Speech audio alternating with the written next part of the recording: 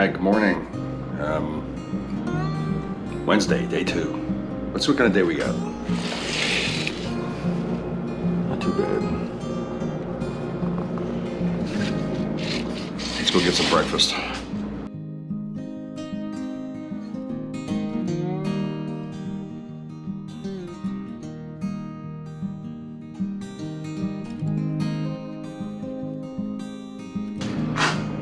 Ready to roll. Stuff's all packed up. Ready to hit the road.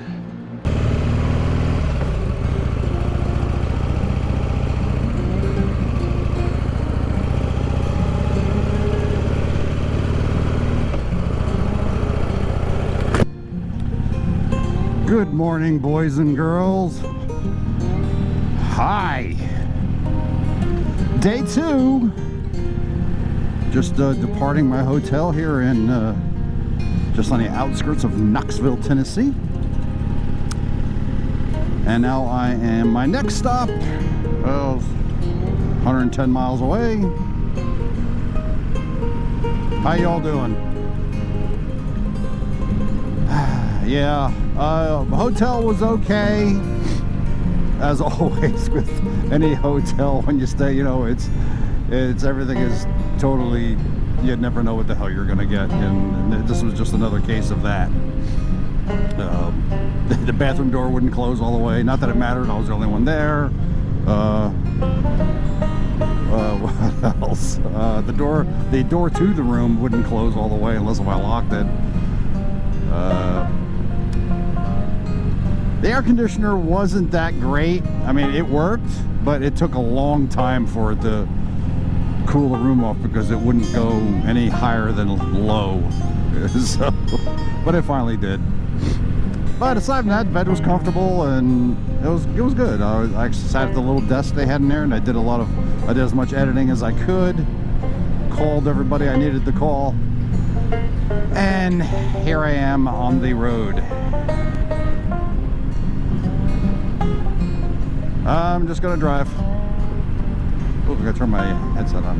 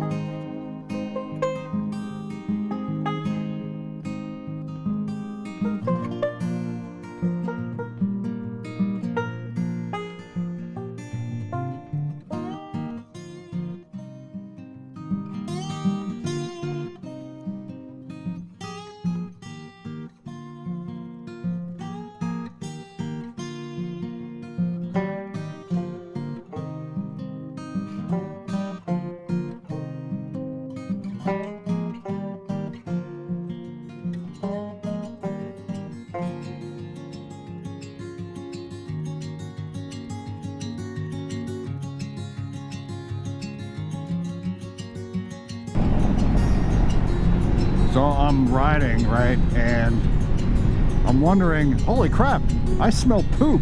Why do I smell poop? There's your reason right there. I was riding behind a poop truck.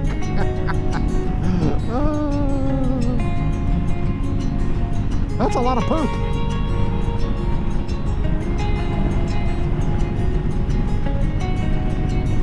Wow. Ah, fresh air, finally.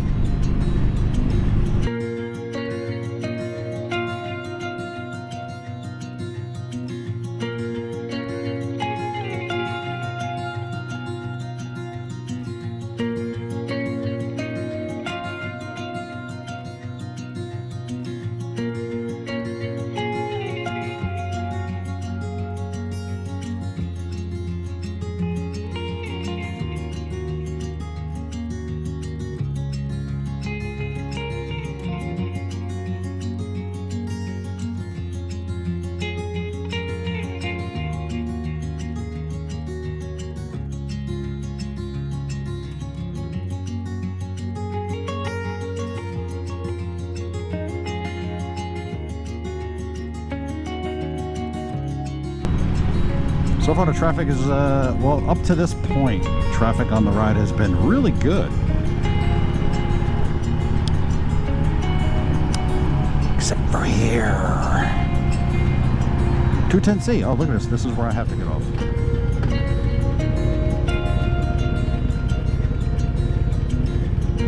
And this is all for the sake of a photograph. And maybe lunch. We'll see.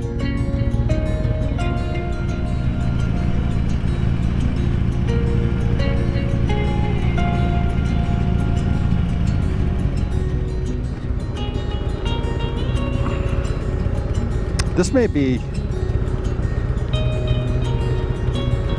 may be a freaking waste of time,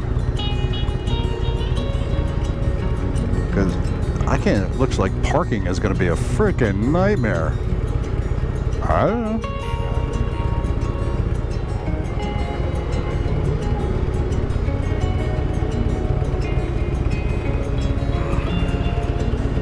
I'm going to do this real quick.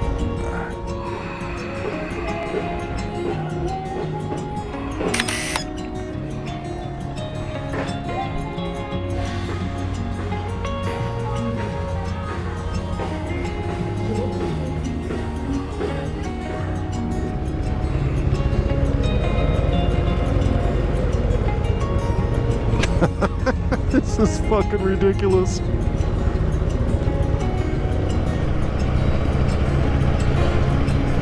Oh, it's the Country Music Hall of Fame.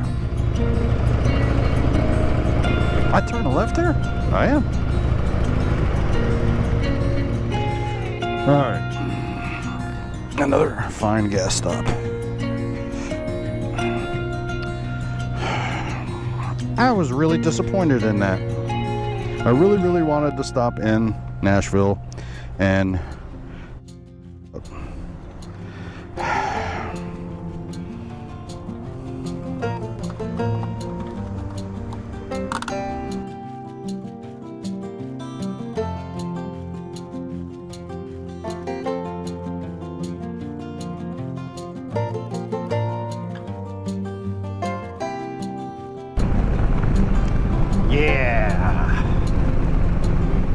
well, I'm hoping, because I looked at the radar and the storm clouds are just passing and I'm like skimming the edge of it. So am I gonna get the edge of the storm? But then right behind that one, probably 20 minutes beyond that, is a big glob of crap. And that big glob of crap is what I'm gonna ride. Clob. It's a big clob, and that's what I'm gonna be riding through. And my gas stop is in 30 miles, 31. So, will I get to my gas stop before I get soaking wet?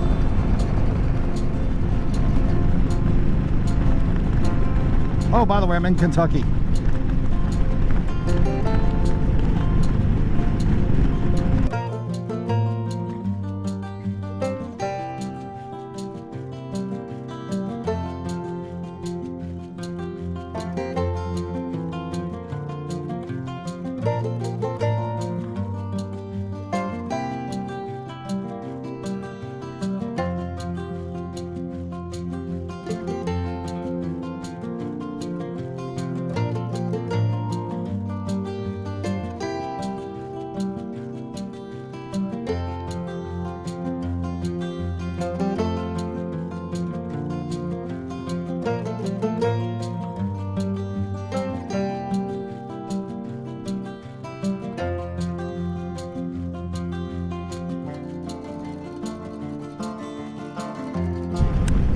Okay, time for our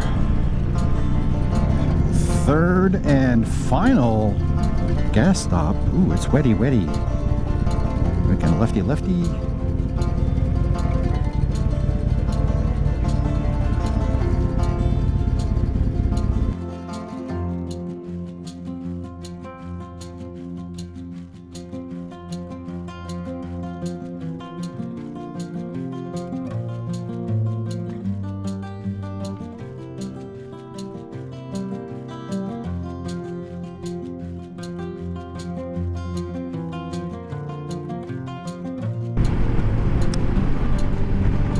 I am moments from crossing into Illinois.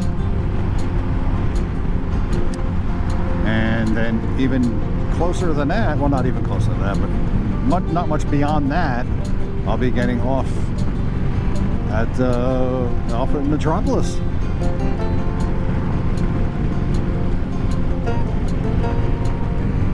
That should be fun.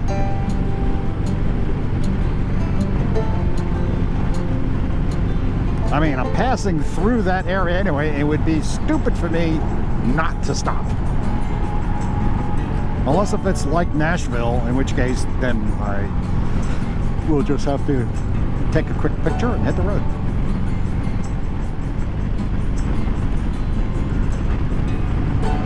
The Ohio River.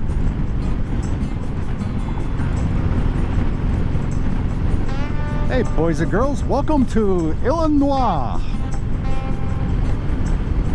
the land of Lincoln. All right, cool. I'm in Illinois. I should let everyone know. There you go.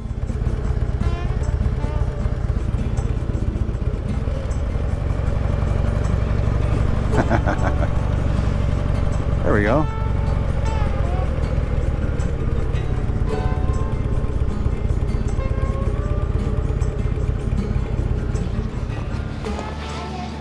So when one is passing through Metropolis, Illinois, you have to stop at the Superman Museum. You'd be crazy not to.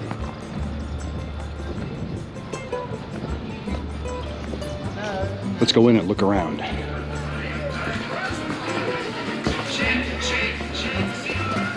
What is he doing in here?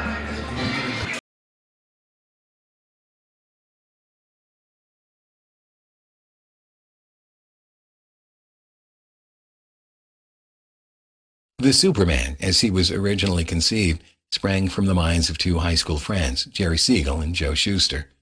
Superman was just one of many characters created by Siegel and Shuster, first for their own self-published magazine, Science Fiction, and then for other publications. The pair divided duties, with Siegel doing the writing and Shuster doing the drawing. Siegel and Shuster continued to develop the Superman over the next several years, settling key elements of his backstory, including his being the last of a race of aliens from the dying planet Krypton sent to Earth as an infant and raised by human parents. They made him a journalist in the guise of Clark Kent and introduced his love interest, Lois Lane. They suited him in a cape costume with an S emblem on his chest and gave him superpowers which he used for good. In 1938, after years of struggle to get anyone interested in the Superman, Siegel and Shuster sold all their rights to the character to Detective Comics for $130. In April of that year, Superman appeared on the cover of Action Comics #1, which would become the most valuable comic of all time, a pristine copy selling in 2014 for over $3.2 million. On the cover of Action Comics #1, an anthology collection, Superman debuts holding a green sedan overhead, his red cape blowing in the wind behind him. The story inside is simple and campy by modern standards, but also includes a heavy scene where Clark lets bully Butch Matson cut in on his dance with Lois and even encourages a reluctant Lois to dance with Butch to avoid trouble. When Lois stands up to Butch and flees the club alone, Butch and his gang force her taxi off the road and speed away with her in Butch's car. It's that car we see Superman holding above his head on the cover of Action Comics #1, smashing it to bits as Butch flees into the foreground. Clark Kent, the alter ego, was humiliated in front of Lois, but the true self, Superman, came to her dashing rescue. In a sense, Superman is a revenge fantasy for the little guy. Julian Pfeiffer, Pulitzer Prize-winning author and cartoonist, first made the point back in 1965 in his book The Great Comic Book Heroes. The book was the first of its kind and was both a love letter to and a cerebral examination of an art form that had enjoyed commercial success but little academic respect. In the book's introductory essay, Pfeiffer describes Superman as the first of the superheroes. Superman is the prototype on which all others are built. He is both Adam and Zeus, as Pfeiffer points out. He is unique from all the others in that he doesn't don a costume to become a hero, like Batman or the Green Hornet, but rather removes the costume of Clark Kent. Superman only had to wake up in the morning to be Superman, says Pfeiffer. Clark Kent was the put-on. That fellow with the eyeglasses and the acne and the walk that girls laughed at wasn't real. And perhaps that is why Superman has endured as an American icon for the better part of a century, in spite of lawsuits, cultural shifts, spin-offs, rip-offs, box office bombs, and an unfortunate 1975 made-for-TV musical that was as bad as it sounds. Superman allows all of us the fantasy of our own greatness, even if the rest of the world around us perceives us as weak, bumbling, or even cowardly. Superman can fly, but he chooses to walk, and even to stumble. As Pfeiffer puts it, did Superman become Clark Kent in order to lead a normal life? Have friends, be known as a nice guy, meet girls? Hardly. Clark Kent exists not for purposes of story, but for the reader. His fake identity was our real one, says Pfeiffer. That's why we loved him so. Those scenes with Lois and Butch in Action Comics #1 are bookended by others. Superman securing a last-minute pardon for an innocent man, Superman saving a woman from her abusive husband, and Superman taking down the slickest lobbyist in Washington after learning of a secret deal involving a U.S. senator. Each of these vignettes set the pattern for the hundreds to follow. Superman is defined by his morality as much as his muscle. In this way, Superman transcends the opportunity for revenge porn and instead becomes an icon not just for the physically weak, but for the morally strong. Superman never presses his advantage on the innocent, but instead reserves the use of his powers purely for good, or at least good from the point of view of an immigrant raised in the American heartland. "Why are you here?" Lois asks Christopher Reeve's Superman standing on her moonlit balcony in 1978's Superman the movie. "There must be a reason for you to be here." "Yes," Reeve's Superman responds, his voice earnest, almost innocent. "I'm here to fight for truth and justice and the American way." It's one of the purest moments in American cinema. That motto and the particular brand of noble masculinity it represents has resonated with and inspired generations of American boys and men. Recent attempts to update Superman for the times have tried to do so by making him more morally ambiguous, more adult, and more willing to use his powers to serve his own needs and desires. These attempts usually disappoint because they dilute the essential nature of the character. Perhaps the best example is 2016's Batman vs. Superman: Dawn of Justice, which, after a strong opening based in part on a $165 million marketing campaign, faced headline-making declines in attendance over the following weeks as it was savaged by fans and critics alike. Speaking about Dawn of Justice on his podcast, actor, director, and nerd icon Kevin Smith captured the problem exactly when he said the film demonstrated a fundamental lack of understanding of what those characters are about. Among those who do understand the character of Superman is Jim Hambrick, founder of the Super Museum in Metropolis, Illinois.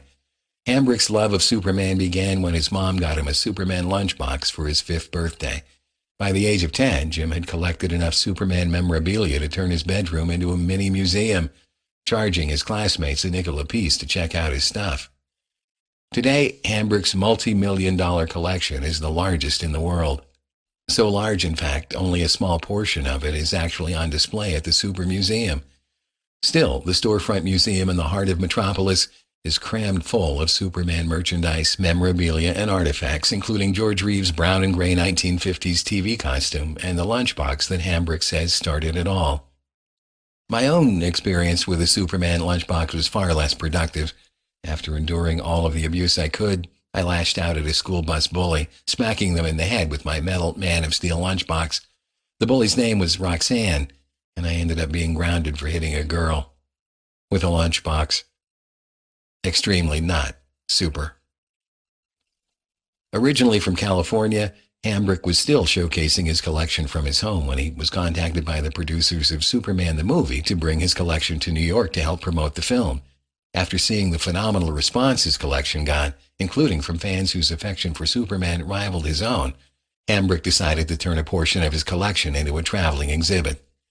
The next decade saw the LA area man become one of the go-to authorities on Superman history and memorabilia, with DC directing questions from collectors to him and film studios using him as a paid consultant. All the while, his collection continued to grow.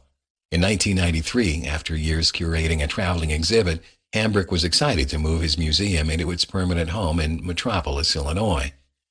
The small town with the big name, Metropolis was officially recognized by DC Comics as the hometown of Superman in 1972. The Illinois legislature followed up a few months later with a resolution of its own.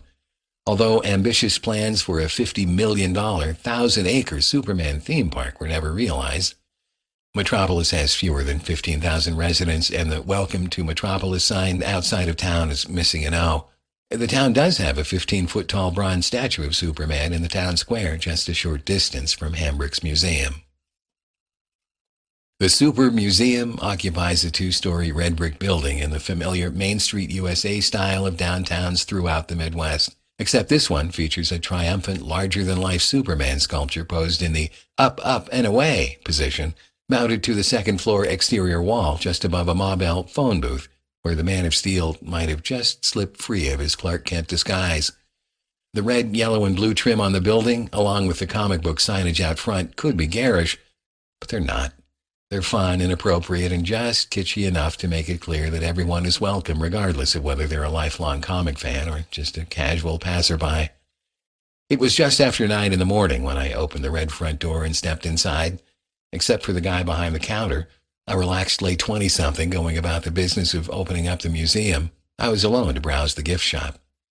The motorcycle limited my souvenir selection, so I settled on a couple of magnets, a pair of socks, and a DVD on the history of Superman.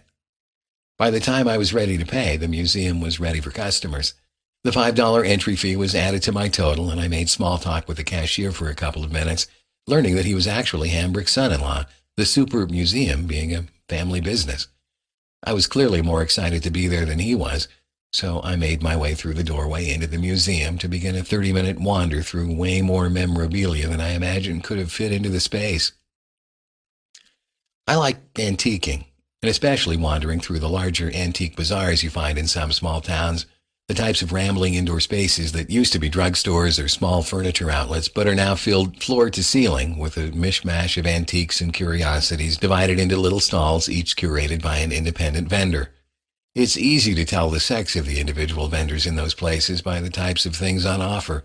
Amidst the dishes and dolls and costume jewelry, you'll stumble across a space filled with comic books and baseball cards and maybe a 70s-era Playboy. These are the stalls that always grab my attention. Many of them have a dusty commemorative box of Wheaties. The best ones don't.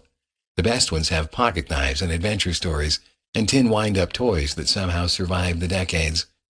That was what the Super Museum was like wandering through one of those antique malls with the individual stalls, except that they're all curated by the same vendor, and that vendor is mad crazy for Superman. A set of 4 original wigs, worn by Christopher Reeve in each of his 4 Superman films, share a display case with the June 1981 issue of Penthouse Forum, with a cover photo of Penthouse pet Corinne Alphen riding astride a flying Superman in the Slim Pickens pose from Dr. Strangelove. There's a 50s-era Superman Golden Muscle Building set, Superman Flying Bingo, and Superman costumes worn by George Reeves, Christopher Reeve, and Dean Cain. There are Superman belts and watches and books and posters, and a cheesecake Supergirl crop top. As I wound my way through the exhibit, pausing to check out random things that caught my attention, I was struck by the sheer volume of Superman merchandise that has been produced over the years, and wondered if Hambrick has ever felt overtaken and overwhelmed by it. There are obviously certain things in his collection that he has a deep affection for, and many others that simply have to be there if one is to keep up with the responsibility of having the world's largest Superman collection. There were 2 display cases full of Superman shoes, not shoes worn by actors portraying Superman, Superman shoes for the rank and file. I pictured Jimmy Olsen stashing a pair of Superman flip-flops at his carry-on. Leaving the museum through the gift shop, I knew it deserved a second pass, but I was anxious about making Nashville on time for my scheduled tour of the Corsair Distillery and wanted to squeeze in a few miles of the Kentucky stretch of the GRR before heading east. I was still slightly chilled when I fired up the Cowie and wheeled it over in front of the Superman statue for a photo. Seeing me take a picture of the bike followed by an awkward selfie, a pretty, soft-featured black woman in jeans and a pair of Converse sneakers offered to take a picture for me. As I leaned against the bike and offered my best, "Look happy, damn it," a stranger offered to take a photo for you smile. She took a couple of shots before lowering the phone and telling me to relax. "Look like you're about to fly away," she coached playfully. I played along and struck the up, up, and away pose, a genuine smile spreading across my face, my oatmeal-colored scarf dangling down past my waist, an accidental stand-in for a cape. When she handed me back my phone, she was smiling too. Two nerds sharing communion in Superman Square. I had been in town exactly 1 hour and had taken 74 photos trying to capture what Metropolis was about. It was hers that nailed it.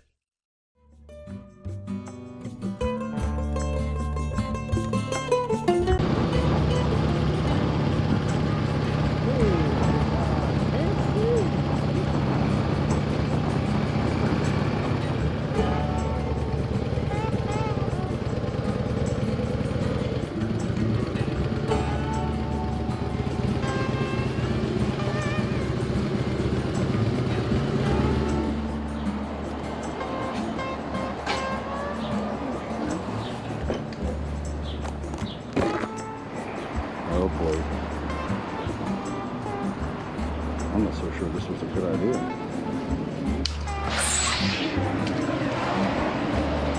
Holy crap.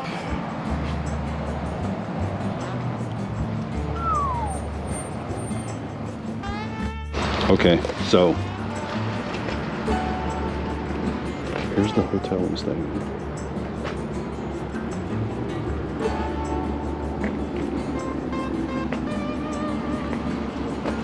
I should be over there, but I'm here. I'm the only guest. The manager and his family live there.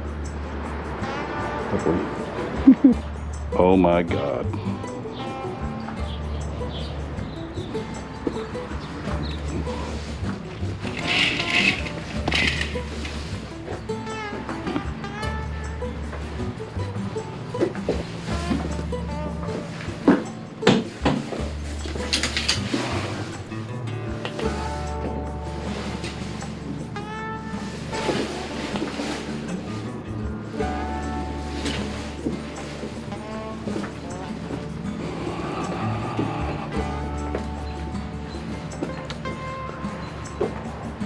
Holy shit.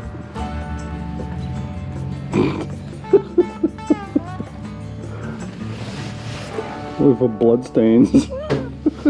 I think I'm gonna, oh my God. I don't know. Cooling switch is above the sink. Oh.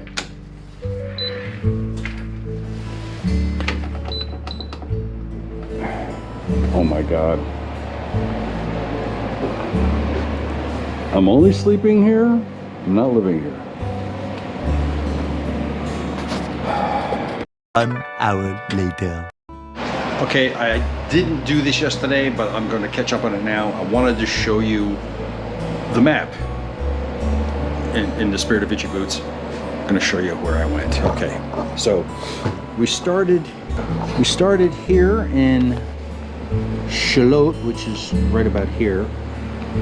And we went up 74 all the way this way. It was hell around Charlotte, more through 74. We met up with 40 and 85, and then we went this way and this way and this way, and then we stopped at our hotel in Knoxville, and then we continued this way.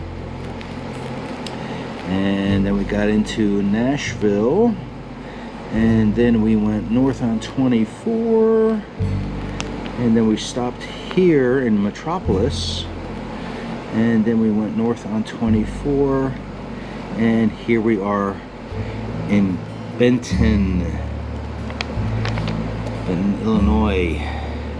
Tomorrow going to go up this way, across 64, and somehow I'm going to get through St. Louis, Route 70, around Kansas City, and then up here to, I believe it's Mound City. It's somewhere around here, but I'll make a note of it when we get there. You'll see. And that's that. So Okay, so here I am in my hotel, my accommodations for the night. You saw the pictures that I showed you earlier, so it's not the greatest hotel room ever, but I'll give it this, the shower was good, nice and hot, and the pressure was great, and the air conditioning is working quite well, so that's a good thing. The bed seems to be comfortable, but we're going to find out about that later. It wasn't really a horrible day on the road, except for the rain, and as you saw, it didn't last that long, but I was disappointed that I couldn't stop and see the things I wanted to in Nashville. I think it's probably for the best, because I probably would have spent too much time there. As it was, I didn't check into the hotel till 5 p.m., a little after. So if I stayed there in Nashville too long, I probably wouldn't have gotten here till 7 o'clock and all that, and I didn't want to get here that late. The Superman Museum was awesome. I really liked that. It was a lot of fun. I could have spent at least 2 hours there easily, looking at all the cool artifacts and the history. Just the history alone in there is just awesome. So anyway, so that's that. Tomorrow is going to be another 400 plus mile day. I think 435 miles. The hardest part of tomorrow is going to be getting through and or around St. Louis. That's going to be the hardest part. But I hope to tackle that before noon, and then the rest of the afternoon is going to be cruising along across Missouri and then up to my hotel just north of Kansas City. So we'll see. And that's it. Again, sorry I couldn't upload the video last night. It's just that although I do have internet and it is okay, it's already gone out on me once tonight. So uploading is from this hotel, who knows, you know. So I may have to wait a few days until I can upload it. I'm gonna try to upload a video tonight. We'll see how that goes. Okay. And if you like this video, please give me a thumbs up, and of course comment and subscribe down below if you would. Thank you very much. I appreciate you watching. Thanks for sticking with the channel, and there'll be more to come. This was Sturgis Day 2, Sturgis Trip Day 2. More to come. Peace and chicken grease.